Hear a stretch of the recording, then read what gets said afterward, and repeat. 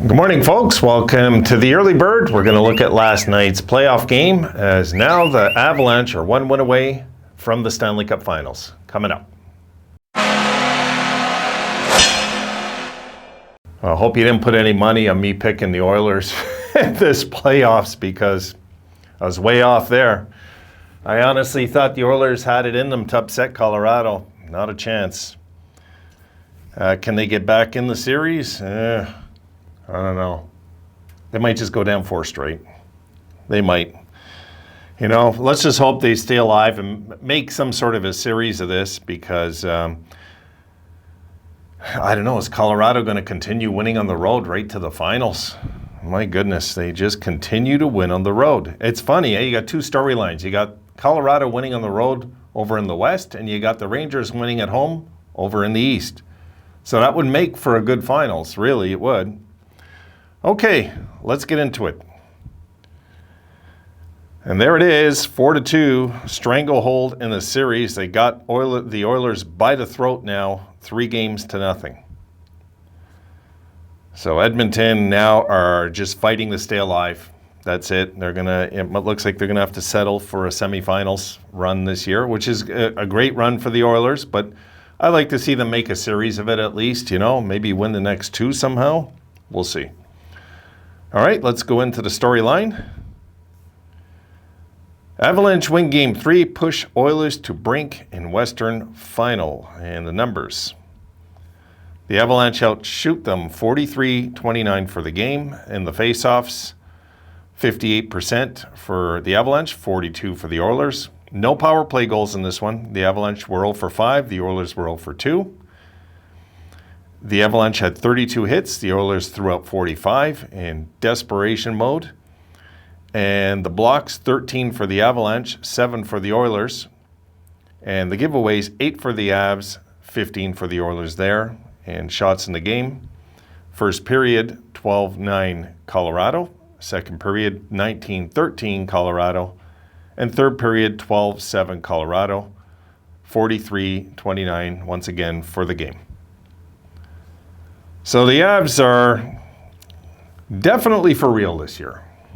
I guess it's time we all say it. They're definitely for real. It's not like we never thought they were or weren't, but I had my doubts. But you see there, they held their own. They threw 32 hits back at Edmonton in a game, really, that I'm not going to say they dominated, because Edmonton played pretty well in this game at points. And, you're going to see Oilers fans saying, well, we played not too bad, but also Smith played, I thought, pretty good. I thought Smith held his own in there, and he didn't get much support from the Oilers scoring-wise.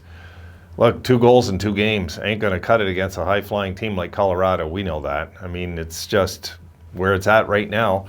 Can the Oilers somehow find their goal scoring again before this season's over? Because they need to now. They don't have a choice going into Game 4. They don't have a choice. There has to be an eruption sooner or later, I figure. I would figure Edmonton's going to win next game, but the thing is, the Avalanche have what? How many have they won on the road now? They're on a streak on the road too, so it's like 7-8 games, right? So the Avalanche right now, I don't know. Are they going to be stopped at all? I don't know. It just doesn't look it right now. It looks like it's going to have to be whoever makes it to the finals, which my bet would be the Rangers right now, is going to have to upset Colorado if they get in there. And I think the Rangers would have a good chance of upsetting them if they meet. Though the series aren't over yet, but if they meet, I like the Rangers' chances. I just do. I like what I've seen with the Rangers. The Rangers look like the fastest team, I think, in the playoffs so far. But the Avalanche, maybe, we don't know that they go head-to-head. Let's just face it. We can look at it, break it down, analyze. But till they go head-to-head, we don't have a clue how that could go. I mean, the Avalanche might go into the finals and just go up 3-0 on whoever they play. There's no way to know till it happens, till they get there. Sounds interesting. They're going to have to hold their own physically one more series, which I think they're going to do. This time around, the Avalanche showed up physically in this playoff so far. So there's their fans have to be excited where they're at. I mean, this would be the first Avalanche team that I would say the Colorado fans really earned it, really earned this cup, because They stuck with this team. When this team was the Pits not too many years ago. This team we all remember. What, they have a 45, 50-point season not that long ago, 48 points or something. And this Avalanche team, their fans stuck by them, and they stuck behind them.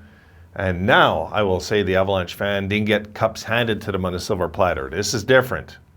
This is a rebuild. They rebuilt their team. They went through the growing pains. They watched one of their former favorite players when they were kids watching the team take over this team, build this team, and they should be very excited, probably more than the other cups that they might have seen them win. This probably would, maybe I'm guessing for some Avalanche fan, might be the most exciting one if they get this one, because they went through the trials, tribulations of losing in the first round, right guys? You've seen it year after year. The Avs were getting a rep. They were about to get a rep this year. They were this close to getting a bad rep, and they came through with flying colors this time. So I don't think the Avalanche are going to lose this series by any stretch now. But I'd like to see the Oilers push it to a Game 6, make it a little exciting, you know. It would be fun for us fans that are just watching to see this go a little further. It's just, 4 straight when you get this far. Good Lord.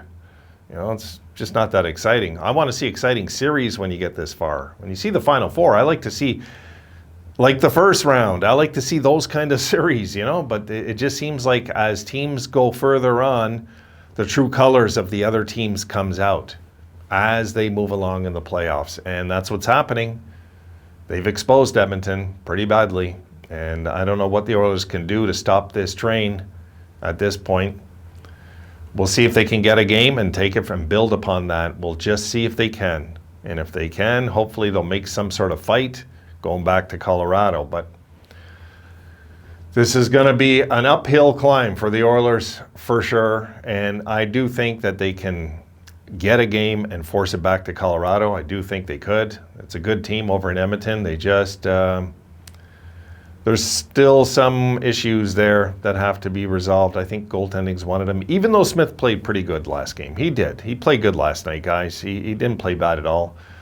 But they're going to have to look at goaltending this offseason, Edmonton, if they want to go to the next level like Colorado did eventually. Colorado looked at all these things. So, all right. I think I'll leave you with that, guys, because I am going to go and take Rosie out. I'm going to get on some things. I'll try and put up some videos tonight. It won't be as many as last night, but I want to put up a few more later on if I can. And I guess that's it. So you guys tell me what you think. I don't know.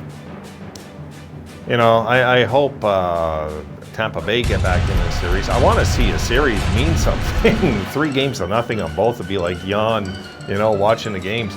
I don't care how tight they are. It's boring when the series is one-sided. I like to see at least a series go 6-7. It's kind of how I feel. All right, guys. I shall see you tonight at some point. I'm out of here. You guys have a great day, and I'll see you later on.